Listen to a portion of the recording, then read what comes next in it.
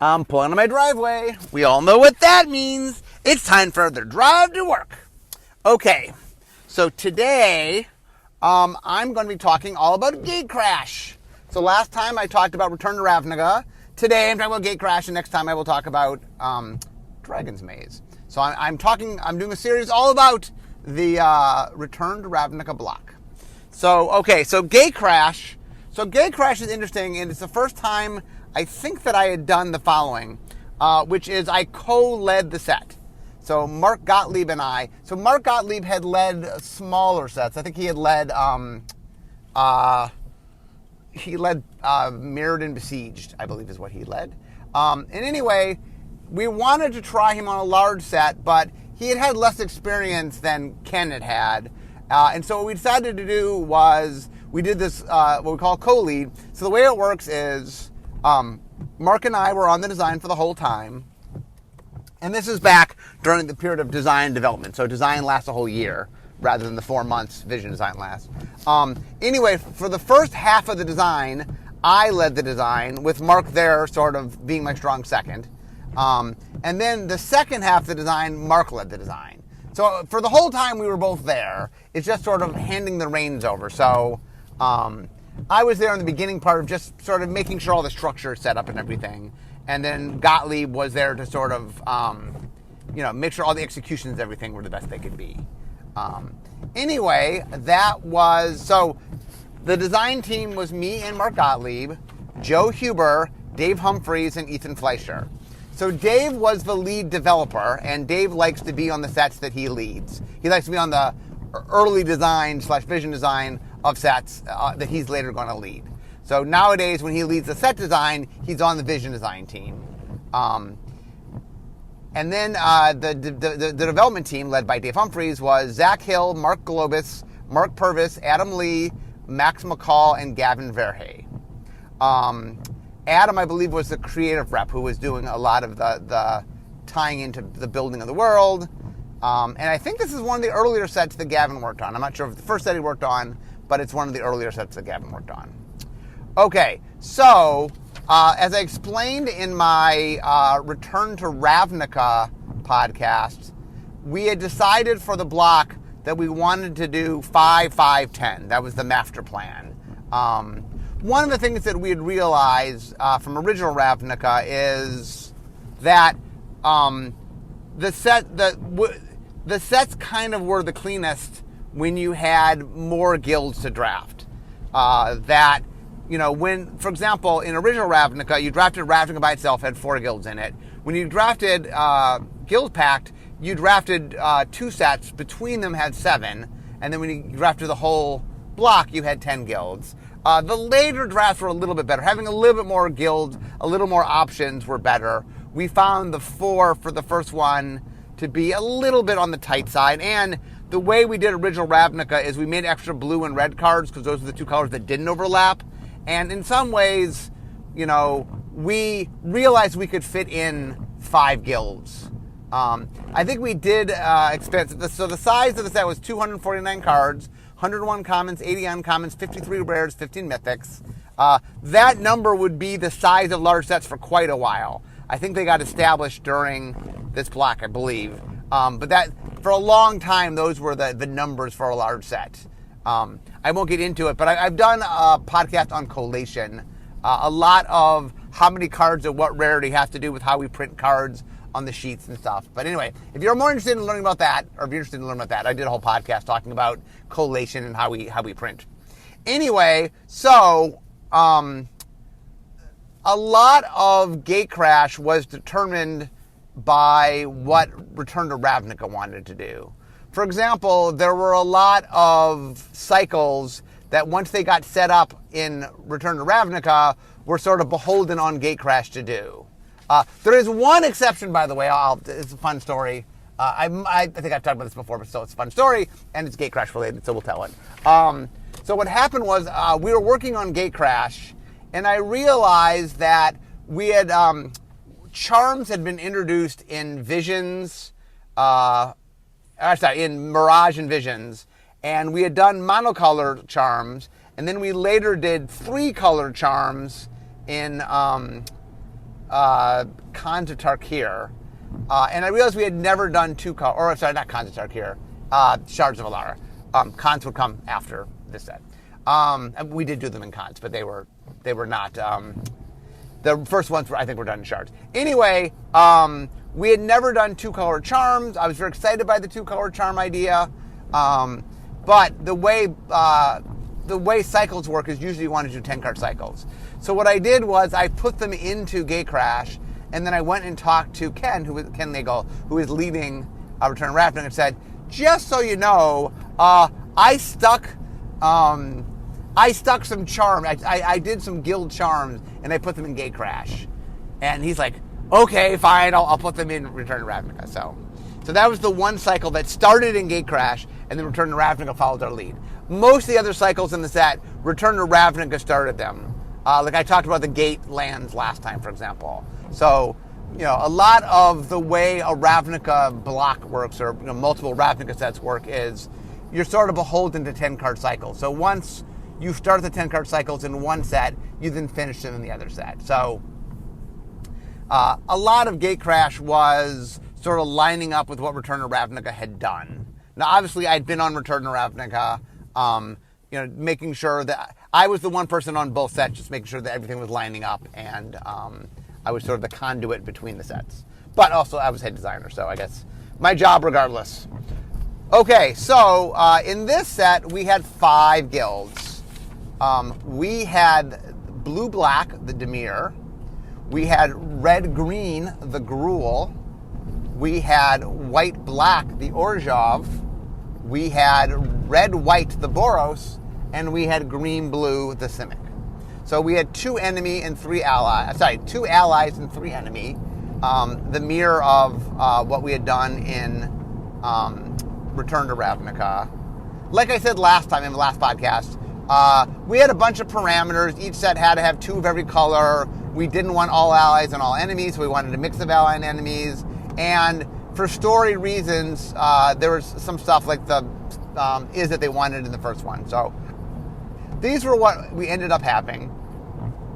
The original block, Boros and Dimir had been in original Ravnica. Gruul had been in Guild Pact, and Orzhov. Gruul and Orzhov had been in Guild Pact, and then Simic had been in Dissension. So, once again, we took stuff that had been spread out before and sort of changed them around just to mix them up. Like, one of the fun things about doing a faction set is not only can you sort of redo things, but you can mix and match a little bit differently. Just having different mechanics, different guilds overlap with other guilds just makes the gameplay feel different and have different things. So that was a conscious choice. Okay, so let's walk through the things. So we'll start with Dimir, blue-black. So Dimir are the sneaky ones. We had some challenge with them. I think that the 2 hardest guilds for us to design this time were Dimir and Orzhov. I think Orzhov ended up being the hardest. But anyway, for Dimir, the Dimir mechanic was called Cipher.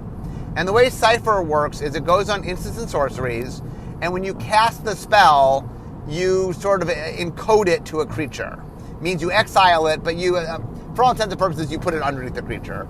The idea is you're now attaching that spell to this creature. Then, whenever this creature deals combat damage to an opponent, that spell sort of goes off for free. So the idea is I have a spell I cast, I get the effect, and then I now have turned one of my creatures into a saboteur with this spell effect, essentially. Dimir is all about being sneaky and about unblockability, and just so the idea of this was kind of cool. It went on spells, which is what we wanted.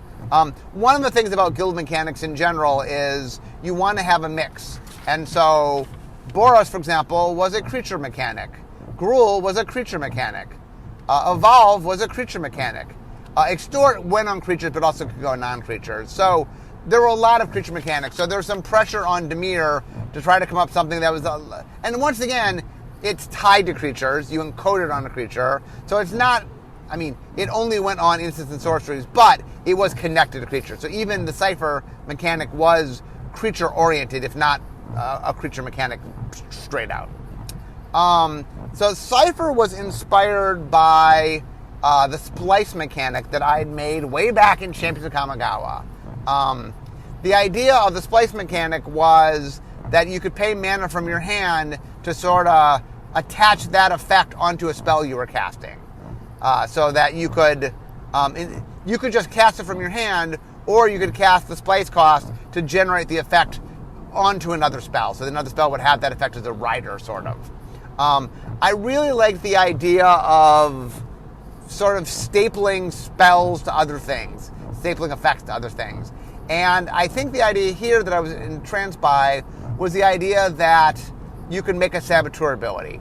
I think the earliest version, they were just spend this mana, like I think you could cast it from your hand, or you could spend mana to encode it. I think that's how it originally worked. So, I could, cast a spell to draw cards, or I can encode in my creature that whenever it deals damage, I draw cards. And what we found was it just wasn't, you tended to just cast the spell and not encode it. That even though the encoding part was kind of the fun part of it, that too often when you had to make the choice between encoding and not encoding it, you wouldn't encode it because it just wasn't worth it. So eventually what we said is, well, what if we just let you have both? What if when you cast it, you get to encode it? And that way, people did do the thing that was the fun thing. So I talk about this a lot, but this is a good example where it's the job of the game designer to make sure the fun is the right thing to do. Players will try to win. If the correct thing to do is not use your mechanic, if that's not how you win, players will do the thing that helps them win. And so if it's like either cast this or encode it, if casting is just the right choice most of the time, then they won't encode it. Or vice versa, maybe the players that are following what you say do it. The fun is to encode it, and then I'm never winning. I'm encoding it, but I'm not getting the opportunity to do it. The card is weak. So by casting it and encoding it, it just let us sort of have the best of both worlds.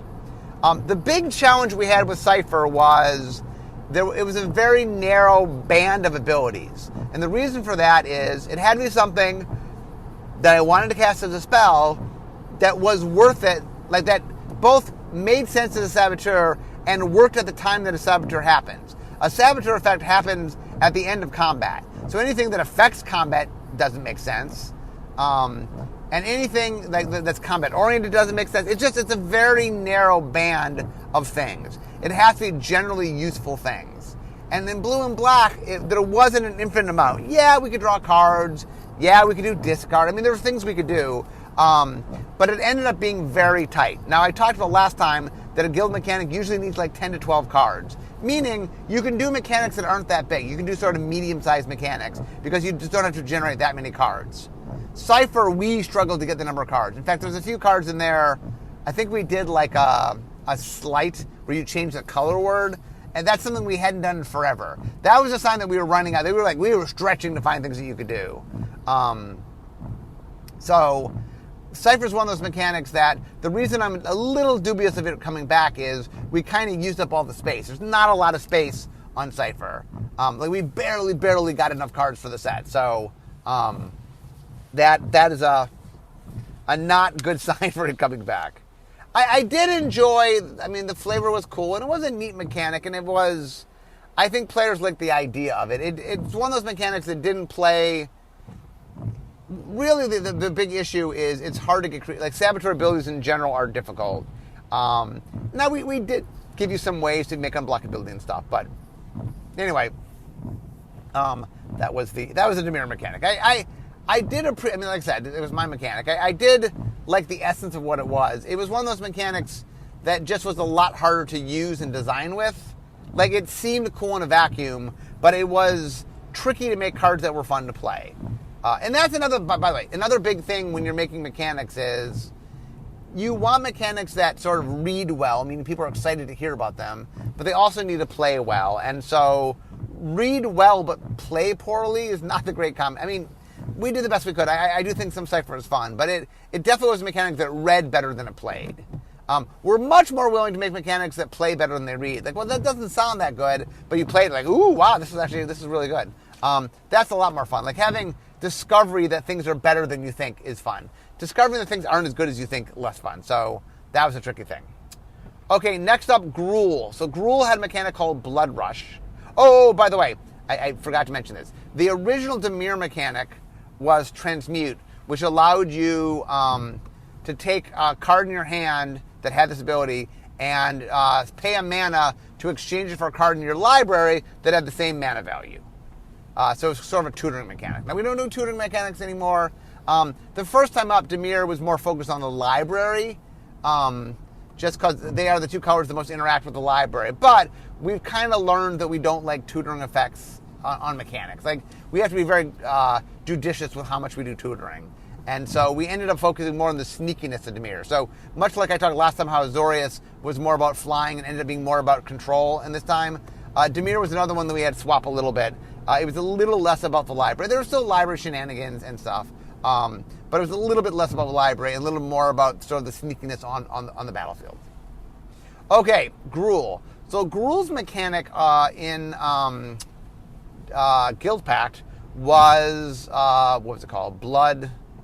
Bloodthirst, I think it's called. So it was basically a mechanic that you got +1/+1 counters if you had dealt damage to your opponent. So we wanted something that was very aggro. I mean, the Gruul philosophy and the red-green archetype in general, it's kind of mid-range, aggressive mid-range. Just keep playing creatures, always use your mana, make bigger and bigger creatures, and just keep attacking. That's and the Gruul philosophy is very one of just of aggression, of we're going to do what we want to do, and we have big bad monsters, and we're just going to hit you. We have big beasts, and we're just going to keep hitting you. So we wanted to play into that space. What Blood Rush is a mechanic that goes on creatures, and it allows you to discard the creature to basically giant growth the creature, if that makes sense. So if the creature was a 2/2, when you pay the mana and discard it, it grants the creature a +2/+2. If it was a 4/2, it grants +4/+2. So whatever it is, it grants those abilities to the creature. I think we had toyed around with also granting other abilities besides power toughness. I think we might have done a little of that at high rarities, but we didn't. Originally, all of them were going to do that, and I think we pulled back and just did it on a little tiny bit. Mostly, it's just the power and toughness.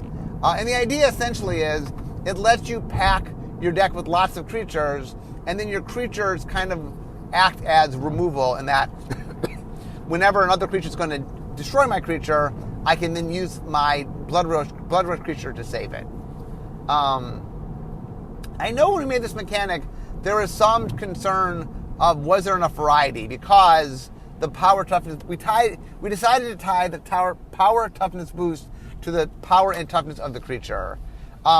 We had talked about doing things where that wasn't always the same. We had talked about it where the boost was it was always a giant growth or something. But it felt a little too samey. And the neat thing about the power toughness as setting the power toughness boost was it just gave it a flavor that was pretty cool. Yeah, and it also meant that if I was going to, discard a larger creature, there was a bigger bonus for it. Yeah, if I discarded a cheap creature, it might be a tiny bonus. But if I discarded a bigger creature, you want to make it worth it a while. It also allowed you to put more large creatures in your deck, because usually the Blood Rush cost was cheaper than the creature cost. So it kind of made the spells have a double function. Early game, if I could use them as their Blood Rush ability. In later game, I can cast the creatures. So it allowed you to put more larger creatures in your deck and just let the deck sort of ramp a little more like it wanted to. But it did a very good job. The mechanic did a very good job of having that aggro quality we wanted for the Gruul, that sort of the mid-range aggro that we were looking for. Okay, next up is the Orzhov. So the Orzhov had a mechanic called Extort. So what Extort said is whenever you cast a spell, you can spend a white or a black mana. It was hybrid. You can spend a white or black to drain the opponent for 1. Now, the Orzhov mechanic in Guild Pact had been Haunt, which was a mechanic that went on spells and creatures where... Haunt's a confusing mechanic. Basically, spells would turn into death triggers on creatures, and creatures enter the battlefield effects would turn into death effects on creatures. So the idea is I cast a spell or I cast a creature that's an enter the battlefield effect. When the spell is resolved or the creature dies, I then exile it and sort of attach it to a creature in play I haunt it, and then that creature, when it dies, will generate the effect from the spell. Either the spell, if it's the effect of the spell, or if it's a creature, the enter the battlefield effect. Haunt had been a bit confusing. The flavor was nice, but it had been a little confusing how it worked. And we were interested. So one of the things about the Orzhov is they're the ones that are sort of they run the religion of the place, and they tend to extort people, aka mechanical extort.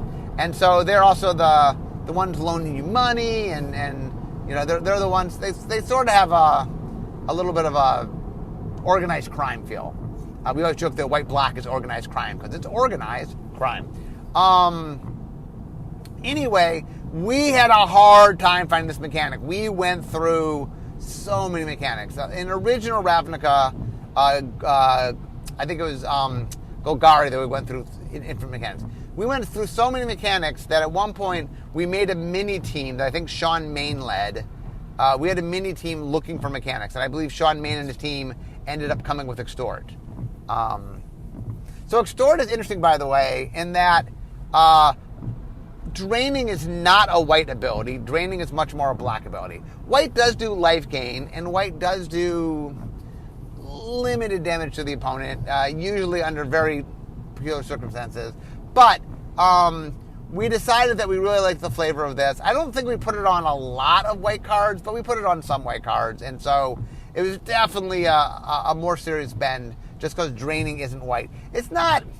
I mean, white does life gain, and white can damage, so it wasn't a break or anything, but it was pushing in the right, like, don't expect to see mono white Draining cards anytime soon. It was definitely us pushing in that.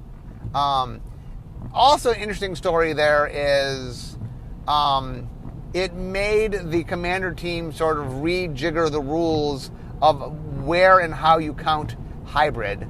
I think because it's in reminder text, it doesn't get counted. So a card that has Extort doesn't count as a white and black card if the base card isn't white and black, I believe how that works. Anyway, the reason I think we did the hybrid mana there is we wanted to... we were trying to keep it tied, and I think we wanted you to have to spend some color. Like it was a mechanic that felt like it wanted to have color associated with it. In retrospect, I don't know. Maybe it should have been 2 mana. I don't know. Extort is pretty powerful.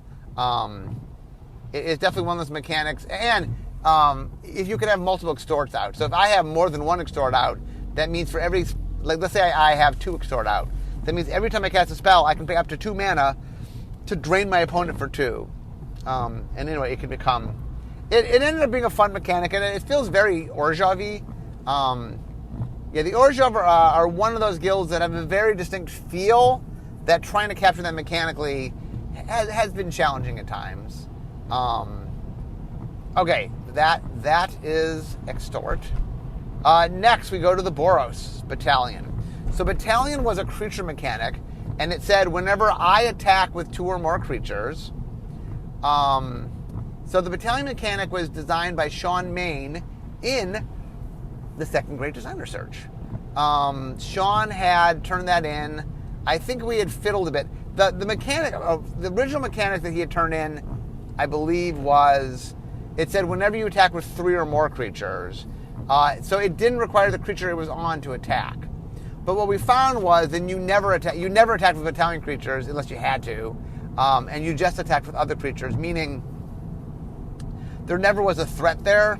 So one of the things that we like is attacking as a cost is interesting because it puts the creature at risk. It puts the ability at risk. So it allows us to be more aggressive with what it can do. And so you'll notice sometimes we like tying attack triggers to things. It just does a good job of giving the opponent some way to interact with it. Like, one of the things you always have to think about when you make a mechanic is, okay, how exactly is the opponent going to deal with this? Now, this mechanic is sitting on a creature, so your opponent could have creature removal. But what we found was by, first off, making you attack with a creature made a lot better flavor sense. Like, I'm attacking, and if enough people attack with me, then I do something. But I have to sort of be aggressive. Oh, so red-white, the Boros is the aggro. They're the small weenie colors. Red and white have the best small creatures.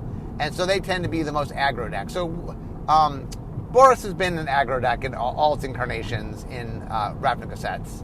The original Ravnica, Boros was the original Ravnica, had Radiance. And those were spells that when you target a creature, it also targeted every creature that you controlled that shared a color with that creature. Not that you controlled. I think it might have been on the battlefield. Anyway, Radiance, looking back at original Ravnica, well, I don't mind the Radiance mechanic. I mean, there's a bunch of things I would do to clean it up, like only figure stuff. But the Radiance mechanic wasn't a wonderful fit for Boros. I mean, it was nice in the fact that Boros wanted to go wide, and that the Radiance did work with a go wide strategy, especially when you could hit multicolored creatures that would then hit your whole team. So if I target a red-white creature with a bonus attacking effect, it worked for all my red and white creatures, which is good. There were things that I like about Radiance. It wasn't a perfect fit for Boros, and a lot of the way that you wanted to use it, there were spells that worked really well with Boros when it was combat aggressive spells, but there were a lot of other spells that were I don't know, didn't feel quite as, anyway. I'm deviating. So anyway, we wanted to get a more aggressive mechanic. When Sean had made this, I knew the Return to Ravnica was coming, and the block was coming. So I had tagged it when I saw it in the Great Designer Search as this might be a Boros mechanic. So I had tagged it very early. The original mechanic said when you attack with 3 or more. We said when you attack with this or 2 or more. Looking back with 2020 hindsight, I think in retrospect we had wished we had done this +1 rather than this +2. This +2 works fine in limited, but it really, really had a hard time in constructed. It is just a lot to ask to have 3 creatures that you can attack with in constructed. So in retrospect, I think we kind of wish we had done this and another creature. So attack with 2 or more rather than attack with this +1 rather than this +2. Okay, next up, or last up, the final guild is Simic. Simic's green blue. So Simic in the original in Dissension had a mechanic called Graft. And the way Graft had worked is it came with so many +1/+1 counters, and then whenever another creature entered the battlefield, you could choose to put a +1/+1 counter. You could move it from the Graft creature to the new creature that's entering the battlefield. So essentially, it's sort of like, I had some counters that I could distribute as I saw fit. Except the time to choose to do it was when the creature was entering the battlefield. So that really tied in the Simic to +1/+1 counters. The Simic had sort of this Dr. Moreau feel, like experimentation with animals and improving upon nature was what we always joked as the Simic line. But anyway, we wanted to play in that space. We wanted to do something with creatures somehow changing. We knew we wanted +1 counters to matter in some way. So interestingly, just like Battalion, the Great Designer Search 2 helped with this. So Ethan Fleischer had made a mechanic called Evolve. So the way Evolve works in the set is whenever a creature with a higher power or toughness enters the battlefield, you put a +1/+1 counter on this creature. And the idea essentially is, as you are playing bigger things, this creature gets bigger. It was nice that it played into sort of the evolution theme. It played into the +1/+1 counter theme. It just did a good job of hitting a lot of the things that the original one had done. Now, the original Evolve, I think, only cared about power. Just a creature with greater power. We then decided in design to expand that so that it allowed you to care about higher power or toughness. One of the challenges about making Evolve work. So when you make a mechanic, one of the questions is how environmental is the mechanic? What that means is how much do you have to shape the environment to make the mechanic work? For example, last time I talked about Propagate. Propagate required copied creature tokens. Well, that's not interesting in an environment without a lot of creature tokens. So Propagate really made us think about how many creature tokens the set wanted a lot of creature tokens. What Evolve did for this set is it really made you to want to have a lot of differentials where either you had high power or high toughness, usually with something that's lower so you could get it out cheaply. So it was a kind of set where like, oh, a 2-mana 3/1 is really interesting, or a 2-mana 0/4. Like there were just combinations of things that, or even a 1/4. Like a 1/4. Not that you never play a 1/4, but you don't always play a 1/4. But in Evolve World, where it makes my creature bigger, all of a sudden it gets interesting. Also, because Evolve made use of +1/+1 counters, that allowed us to have some +1/+1 counters matters cards. As I said earlier, so every guild has a watermark on it. The cards have watermarks on it. The idea being that if I threw together cards with the same watermark on it, meaning cards from original Ravnica block and Return to Ravnica block, we wanted that combined sort of guild deck to be coherent and synergistic. So one of the things we were looking at when we were making the new mechanics is just making sure they played into what the old mechanics were doing. And Evolve is a good example where Graft and Evolve are not, they're not super synergetic in a vacuum, right? But because Evolve moved counters, it had a lot of +1/+1 counter matter stuff. So it wasn't that Graft worked great with Evolve in a vacuum, but the things you needed to make Graft work were synergistic with what Evolve was doing. And so that was one of the things that we had to keep in mind. Like sometimes it's not that the two mechanics in isolation work together, but the things you need to make one work help enable the other. The enablers of Graft also enabled Evolve. And that was pretty cool as a means to help glue them together. And looking back, let's see. Cypher and Transmute, they were synergistic only in the sense that there were things you could go and get that would help your board state or help your Cypher creatures get through. It was more conditional than straight up. Gruul had Blood Rush and Bloodthirst. Those actually were pretty synergistic. A lot of times, for example, I could use my Blood Rush creatures to be aggressively attacking in a way where my opponent might let me through with early creatures because I could have that in my hand, which allows you to sort of enable the Bloodthirst. So there's some combination there.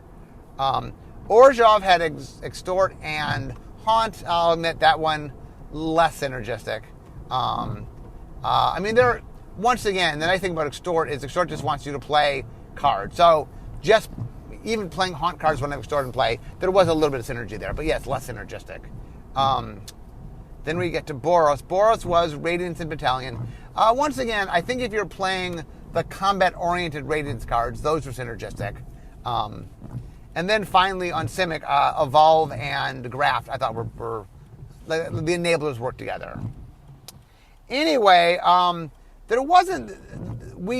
than the 5 guild mechanics, like I said, we had worked very hard with the Return to Ravnica team to sort of understand the 10 card blocks. And so stuff like gates and like we did parallel along. Oh, the one thing that Dave Humphreys did do, which was something that would influence future design, is Dave ended up saying, I'm going to take I'm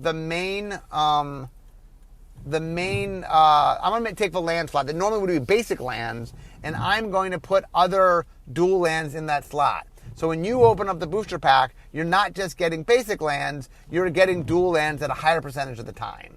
So the idea is really rethinking the land slot to say, this doesn't have to be the basic land slot, this could be the land slot. And in a set where we really care about the as-fan of your land, that we want to kind of guarantee that you have enough land to make things work, we could use that slot to do that. Now, I don't remember, it's possible that Dave did it and then Ravnica matched it, or it might have just been in Gatecrash. I know Dave was the first one to do that, in Gatecrash that it happened. And that's one of the things that's, by the way, always interesting is when I look back, it's fun to see somebody try, like, for example, this was the first set that I did a co-lead with, right, with Gottlieb. But I would go do a co-lead with Kaladesh and Amonkhet and Ixalan and some upcoming sets. So we had found some technology and did something we hadn't done before, and we liked it. And then it became a tool in our toolbox. Likewise, David really messed around with rethinking of how you can use the land slot. It became a useful tool, and the feature sets where it made sense, we made use of it again. And so, there's a lot, kind of looking back, there's some history to me of sort of being aware of innovations and stuff. Another interesting thing about this was the idea of doing a block and saying we're going to do another block, but we're going to rejigger sort of the block structure as a whole. We did the pie method. The pie method is you chop things up during the course of the block. So that during the course of the block, you get all the pieces of the pie, but not any one set doesn't have all the pieces. Oh, another interesting thing, by the way, have you ever heard me tell the story of original Ravnica? There's a lot of resistance early on when I did the guilds, when we did the 4-3-3. The idea that we're doing a multicolor set, but this set just adds these combinations. And the other combinations, they're not here, was radical at the time. By the time we got to got to Gatecrash and Return to Ravnica, it was sort of just accepted as this is the way to do it. In fact, one of the interesting things about innovating is when your innovation is successful, there's a lot of pressure to continue to do it the same way. So Return to Ravnica, like one of the things that I always felt a little, as the head designer, we did not innovate a lot. I mean, we innovated a little bit in the structure of the block. And next time I'll talk about Dragon's Maze, which is probably the biggest change we made. But we didn't really, the structure was very much what Ravnica had done. I had kind of joked, because technology and design keeps improving, right? We keep sort of evolving. And I joked that, like, we were sort of doing older technology because we really were doing it like we had done it 5 years earlier. So, anyway, I enjoyed Gatecrash. It was a lot of fun. I liked working with Mark. Mark's proven to be a great designer, even though he wasn't in the great designer search. If he had been, we would have chosen him, because he's very good. So it was a lot of fun to make Gatecrash. And like I said, I have a soft spot in my heart for Ravnica sets. I really... I enjoy making them, and making guild mechanics is interesting in that you just have a smaller space. So it's making a medium-sized mechanic. So having to make medium-sized mechanics that synergize with each other is interesting. That it's neat to say, oh, well, Battalion wants to be aggressive in this way, and Gruul wants to be aggressive in that way. So okay, Battalion and Blood Rush could blend together because there's times we want to be aggro and attack with more creatures, but then use the Blood Rush to support something if it gets blocked, stuff like that. That's one of the things that's enjoyable, is watching the things click together. And so I do enjoy making guild sets. They're fun, and faction sets in general. But anyway, guys, I'm now at work. So I had a little extra traffic today, so you got a little bonus time. But as we all know, once I park, we all know what that means. It means it's time to end my drive to work. Instead of talking magic, it's time for me to be making magic. So guys, hope you enjoyed this talk on Gatecrash. Hope you enjoyed this talk on Gatecrash, and I'll see you all next time. Bye-bye.